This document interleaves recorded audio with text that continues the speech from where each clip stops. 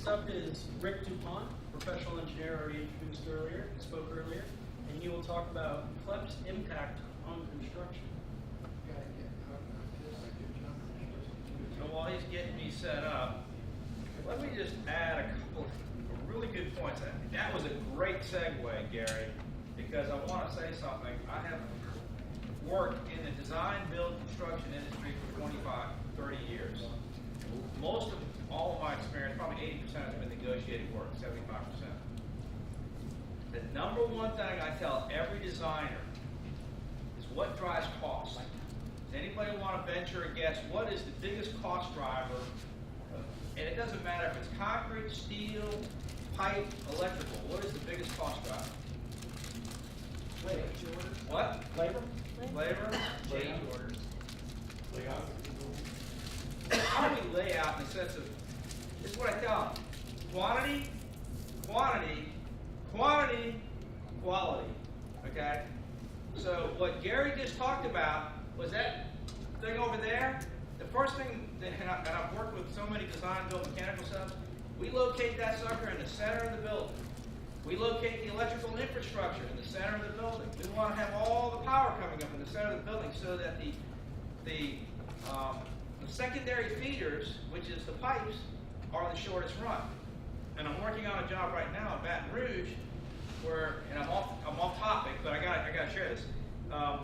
The plumber told me exactly what Gary said. It was counterintuitive. I said, look, the designers wanted to put a recirculating hot water system in for this little clinic, and I said, we're not going to spend that $3,000 for that pump and run it all the time. They don't need that much hot water in the exam rooms. They never turn them off. They're only doing it because the code requires them to do it. It's ridiculous. The doctor said, I don't even want those things. So we figured out we're going to place a couple of hot water tanks. And he said, oh, by the way, I said, look, we want to make sure we run 3/4 lines. You know, we want to make sure we get lots of water. He says, no. All you need is a 1/2-inch line. You can do anything bigger than that, you're going to be waiting forever for hot water. Because I was trying to locate the thing near the faucet so we get hot water right away. And I did that on my house that way. But anyway, okay, so I'm going to go on to my talk now. But he is absolutely right. Small pipes get you your hot water faster, and you generally don't need a ton of it at a sink. And locating your infrastructure, your support infrastructure, properly in the building that's the biggest cost saving you can do as far as design. That's the first thing I look at. Same thing with storm drainage and everything we do on construction. So, a little background. So, as you see, I come from a construction background, and I wanted to give you the contractor's perspective, because right here, this is the architect, the owner, the developer, whoever, the client, and this is the GC, and my answer is always, you want what? Because, you know, usually it's hard to wrap your brain around all this sustainable stuff. And I've had the good fortune of having people like Myron and Norman and other people spend time with me. So, what is his desire? The contractor's desire is he wants to make a profit. He wants to make a profit building something he knows how to build. And he wants to make a profit where he's not going to embarrass himself with his client if he has a repeat client. If he's a hard bid, it's not so big a deal. He just figures all the subs know what they're doing, which is not always the case. So, you know, his motivations are different. What's his education? Well, the majority of construction people are not professionally trained in a technical arena. I'm an engineer, I'm kind of an anomaly. There are a few of us in the construction industry. Most of them are construction managers that go through the educational system, but there are a lot of people that have non-technical degrees in history or in English or whatever that decided to migrate in, and there's a lot of tradesmen that work their way up through the ranks. And you guys are trying to sell technical subject matter to oftentimes a non-technical person who doesn't have the desire. And he sees you in the green community like I used to see you, as tree huggers that have unrealistic expectations. But everything I've heard in this room, what I heard at Greenville, is properly channeled, the impact can be huge, especially when you have multiple hits.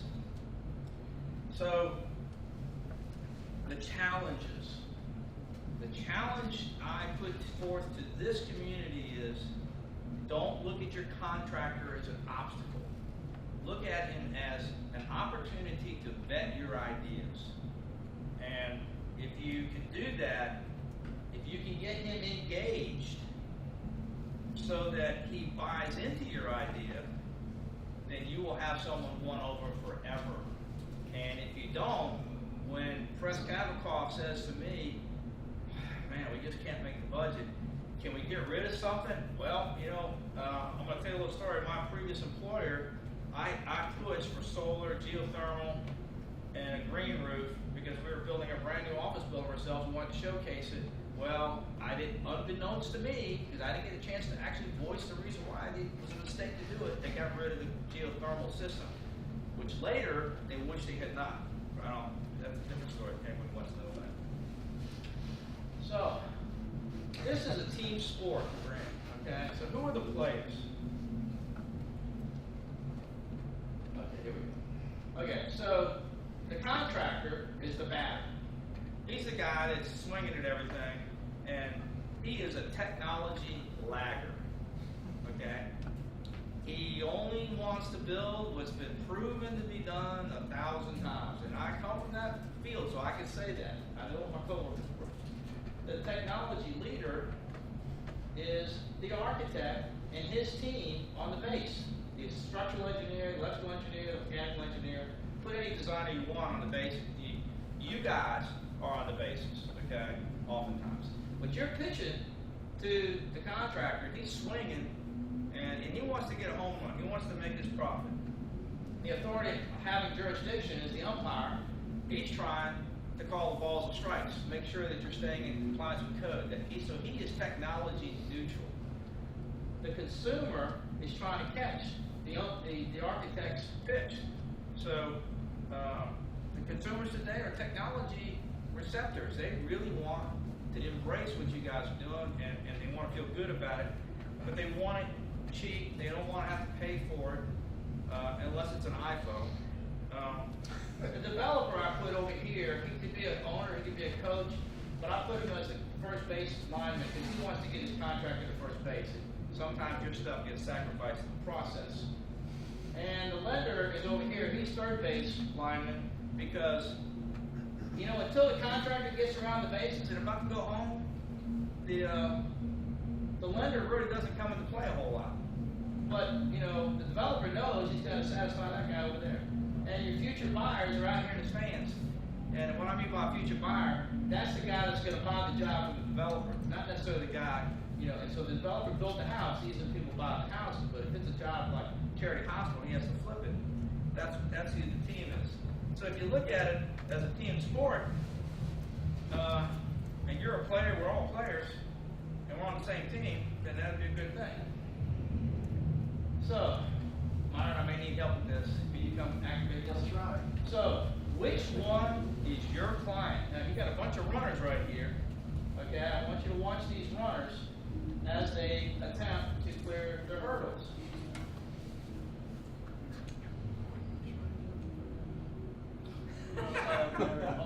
That's good. I know that.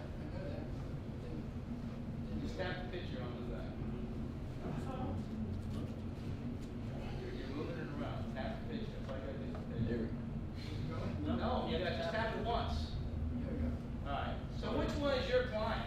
Okay, is it the guy right there? Oh. Okay. That'd be me. You want to hit it again so they all can see it? There you go. Alright. I just saw this, I just laughed. So, that's just not at all that. So which one is he? Okay? So, the hurdles is obviously, as Press talked about, it's got to be financeable. He wants to know what the cost is, what's the revenue that's going to pay for that cost, what's the return on investment. So it's not just about revenue, but you got to have a certain return. Otherwise, it's not going to be financeable. What's the payback period on any investment? Life expectancy. This is one of the things that used to drive me crazy. I used to have arguments all the time with clients. I said, listen, don't you want a SEER 15 or 16 in energy efficiency? And no, I just want SEER 12 or 13 because I just need to get this thing in construction. We'll deal with the efficiency later. That's the consumer that has to pay the electric bill. We don't really care about that. And so the last hurdle, and this is the important point I want to make to y'all, is design of systems. You got to get through all of these before you worry about design. You know, you're going to have a preliminary design, which is where I came in. I did a lot of conceptual estimates. My nickname at my previous company was square foot. I'll tell you what square foot it costs anything. That's the reason why Myron and I go round and round so much. Because I keep trying to reduce it down to a number or an increment that I can understand. $1 per month, dollars per square foot, whatever it is. Not all this mathematical esoteric stuff. I'm the least smart guy on this panel today, other than I've put myself in press, okay? So moving on. Now you can just do this. Scrunch it down, because somehow this got messed up. Well, you blew it up. Now if you can shrink, get it down to the rest. No, that's the wrong way. You went that way? No, I don't want that. Scrunch it down so you can see the whole slide, Mark. Thank you. Zoom out. So I didn't realize I did this slide before Mike Hopkins. I saw this slide. before I saw Mike Hopkins' video saying the same thing I just did here. When we did this slide, my assistant and I said, I want something that is just transformative. This is the most transforming thing, I think, to the power grid in our lifetime. And I didn't realize what Mike was going to say. And he said, you mean like the iPhone? My assistant, Julie. I said, yeah. He said, what about Steve Jobs? Yeah. And so I said, well, let's put Myron up there with his, we're trying to find the right, a meter and a light bulb. Okay? They're not really efficient tools, but it gets the message across. And I think it's that transformative. We've already talked about CLEP. It empowers the consumer. That's the other point that was made earlier. The previous models, we have government and regulators trying to establish how the system works. But they're not the ones that ever invented something. I was in Canada, I think it was, where one of the first electrical grids was put into a city. And this guy started becoming a millionaire and was really rich. He was the first guy. He paid his own money to put in all the infrastructure and all, started making money, and everybody's happy. The utility bill wasn't bad. And somebody on city council said, that's not right, he's making all this money. We're going to take over and they took the electrical system from him. He went bankrupt. And he still had the bills, but they took it over from him in a domain. But they wouldn't have had it but for him. And so that's one of the things. I think if the customers are all driving this, we get it disconnected from the regulatory agency, it'll be better. So we've already talked about peak demand, load shift, scale of production. The ice machine, I'm going to talk about in a minute. I think that once it gets to a scale of production like all the other DX air conditioning equipment out there, the price will come down. Just like solar panels have come down, batteries have come down, but it's not there yet. And government policies have helped us in driving the solar system. I'm not going to get into politics. I didn't vote for Obama, but one thing I will say he did is the Democrats pushed the solar agenda, albeit there was some waste. We would not be here today with solar production being where it is, and the cost of solar if they had not spent all that money, even though could have been spent better. But I do think that those policies aren't going to be around forever. So, Paul Press talked about Charity Hospital earlier, and it's right here. And right next to it is the N-Wave plant. Now, the company I used to work for built this plant. And right here, underneath that roof, which is about a 5-story roof, it is about 60 or 80 foot tall, very cold water insulated tank. And it stores 38-degree water. And that water is made cold by all these cooling towers and the chilled water plant inside. It's also a parking garage, because they needed something to do with the rest of the structure to carry all this. And during the nighttime, they make all the cold water, and then during the day, they ship the cold water over there to the medical center, and it was going to Charity and some other buildings around here. And the idea was that those facilities could get rid of the chilled water plants and that are in their buildings, free up that space, and actually lower their cost of producing and consuming energy. It didn't quite work out that way because the city didn't cooperate with what Entergy thought they were going to do, and that was they were going to let Entergy buy power at night at a lower cost. They never allowed that to happen. But 10 years later, Myron pointed out to me, the regulators try to make everything level, but the private sector outsmarted them, and in the benefit of the entire city, they went to the MISO grid system where they could buy power from MISO, well, that gave them their off-peak consumption rates indirectly, and so, you know, the regulators got outsmarted, but the city still benefited because they don't always understand the outcome of decisions. So the ICE energy plant, the ICE energy ICE Bear is a thermal battery. You heard Mike talk about it. And so it stores energy at night by freezing water. It takes a tremendous amount of energy to convert water to ice. So the thermal plant that we did was the first incremental step. This, to me, is the next incremental step. And so this unit you're looking at is a commercial unit, not a residential unit. The residential unit has the ICE thermal battery and the conditioning and air handling, the condensing unit all built into one element. But on a residential unit, the condensing unit all will sit outside and replace the old DX coil that you see in a regular house. And the fan unit inside the house would stay the same, even if it's an old DX type fan system. They just have to change a valve. It's not a very big, it's not a very hard retrofit. So what happens is at night, it all freezes up inside of here, and there's a video on the ICE Energy website. That's the ICE Energy. That will give you about a 3.5-minute video. It shows you how the whole plant works. It's really cool. I'd encourage you to go to it. If you just look at ICE Energy on the internet, you'll see it. So during the day, this block of ice, there's a bunch of cells of ice. The cold water circulating goes in here across a separate coil that's just strictly circulating cold water, comes back warm, and then it continues to melt the ice. So during the day, all it's running is a little fractional horsepower pump, no condensers, no major equipment. Now, your inside fan unit is still running, whether it was a condensing coil or whether it's the ice machine. Could this be 110? Huh? Could this be a 110 unit? I mean, is this worth Yeah, that's a good question. I didn't ask that question. My suspicion is it probably is 240 because you want to run, it'd be even better at 480. You want to run that kind of equipment on a higher voltage because it requires a smaller coil. The lower the voltage, the bigger the coil. The higher the voltage, the smaller the coil. It's all about potential. I think I said that right. Okay, so I don't expect you to read this graph, but I'm basically going to show you what it does. This is a nice energy graph. This is a real-time, 24-hour cycle, 9/16 of 18 in Colton, California. And over here on the left is the air conditioning unit peaking and dropping. And you'll see all the cycles, okay? And then, at the peak of the day, the condensing part of the air conditioner drops off, and now it's just circulating cold water. And this represents almost a 93%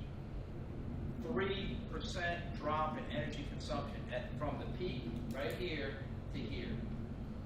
Then at night, this machine then kicks on to refreeze it, and it may still be calling for some condensing temperature. So it can do both. It can actually provide a condenser running regular refrigerant, and it can continue to use whatever's not being called for from the thermostat to freeze the ice. The beauty is this machine now is running solid. There is no cycles. Every time you cycle like this, you lose energy efficiency, but you also provide more wear and tear on that machine, which then reduces the life cycle of that machine, which then means that the embodied energy, I've learned y'all's term, the embodied energy in that machine is going to get thrown in the garbage can a lot sooner. So your embodied energy is what it took to produce the condensers and the steel and everything. And then this was just showing the actual peak of the day, air temperature.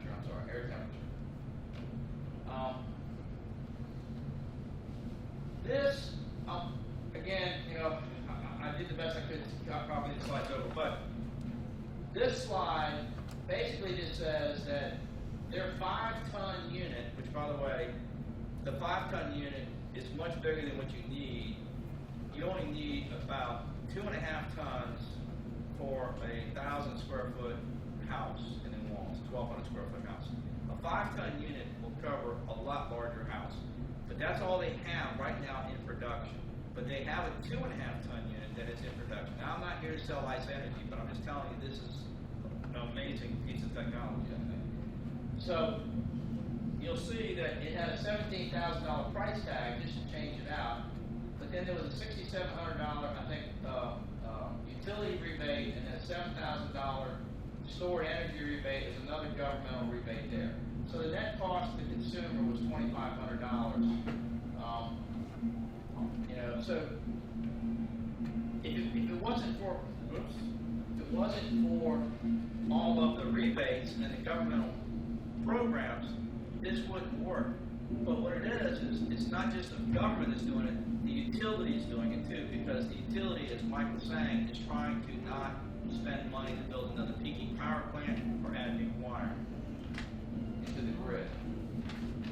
And what I consider success, this is my old company's new office building. Now, they didn't have an ice energy thing, they didn't have batteries, but they did have solar, they had a green roof, they almost had a geothermal wall, they almost had stored water. But it was lower cost, it was rotated to fit with the sun, so it had a lot of passive aspects. It was obviously improved environmental impact.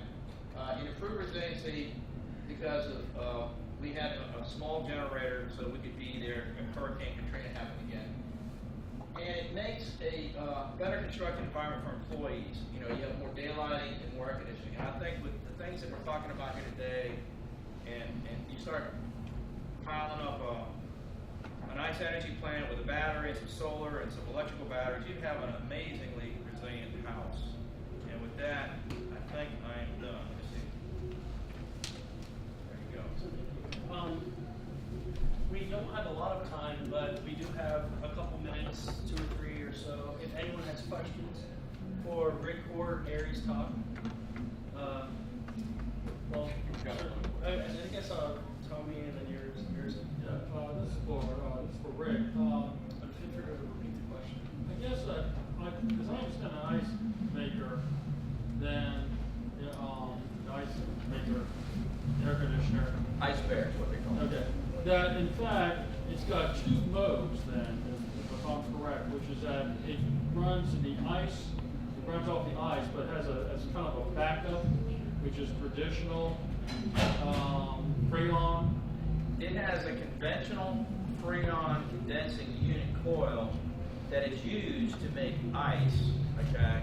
Okay. But that coil also can send Freon to the air handling unit inside. So you have 2 expansion coils inside.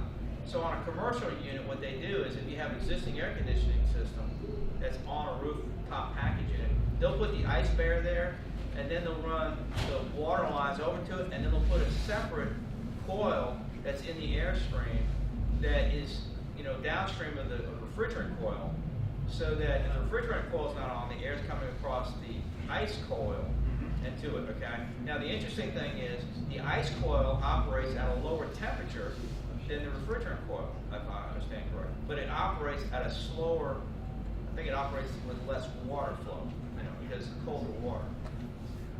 Sounds right. It's 2 quick ones. The fact that most of the operation is at night for the freezing, is that an advantage because the temperature is lower at night? And then how about the humidity factor during the day? I'm so glad you brought that up. Okay, so both of those are correct. So the question was, does the nighttime temperature make a difference in its performance? Absolutely, because you don't have the sun beating on it. You got a 20-degree drop. People don't realize New Orleans. What do you think the average temperature in New Orleans is over the year? Anybody not from New Orleans? Me. 70. Oh, you cheated. No, I guess. You guessed right. And that's because we have hot days, but we have really cool nights. And the other answer to your question was, on humidity, During the day. the ice energy thing, because the cold water during the peak of the day, it's going to pull more humidity out of the air than a regular DX unit would be. That's what I was told by the ice energy people. And it makes sense. I wouldn't like it because I like moist air because of my contact lenses. But, so that means that the unit has to work less hard to cool the You're air. going to triple better. Yeah, it's a triple. At least. It's an amazing technology. 2 questions. One is the efficiency of the cycle? And 2 would be, how big is this, say, From the pictures I'm looking at, it doesn't, I'm thinking a 5-ton unit, it's just a guessing, is about the length of this table and maybe twice as wide as the table. That's probably about what it is. To here, from here to there probably. Twice the size of the coil outside of your yard now. Of the new, and it's here 16 or 19. Yeah, the big ones. Cheaper. I got a client in Florida that I went up on the roof. It's a condo, and it was only built in like 15 years ago. And I'm looking at the air condensing units on the rack system. And we got, 3 feet, 18 inches, 8 inches. And what happened is as the units become more efficient, they get bigger, and they're swallowing up the space between each other. And so they become less efficient because they don't have any air circulation. We can redo all that. But that's something that people don't realize. Go ahead. Yeah, there is a lot of new construction going on, like on Washington Avenue next to the Blue Plate and the Lafitte Greenway. Are these buildings incorporating any of this, or you're not involved? I'm not involved. I know who's doing it, and they're probably following. I picked the one on Washington Avenue. It's probably following traditional construction concept, knowing who's involved. And that's it's sad. Why Spark? Quick follow-up question. Are you also planning to work with the Smart and Sustainable Cities Committee and City Hall to really have them push for innovative development? Because I'd be people glad to would help, jump on but it. I don't know what to. Look, it's people like you that know these. Look, this is not my arena. Oh, okay. Peter, but how much energy is lost in this, storage, maybe, compared to what would be a more? I think the answer is it's not as much as we think it is, Norman. But the bigger key is, and Gary said it, that energy, we can consume more energy at night and not worry about wasting it because we're not hitting peak. So, there's time. But then you throw in the 20%, you save energy on the cooling at a better time because it's at night. I think at the end of the day, according to Ice Energy, it actually runs more efficiently than an efficient DX unit.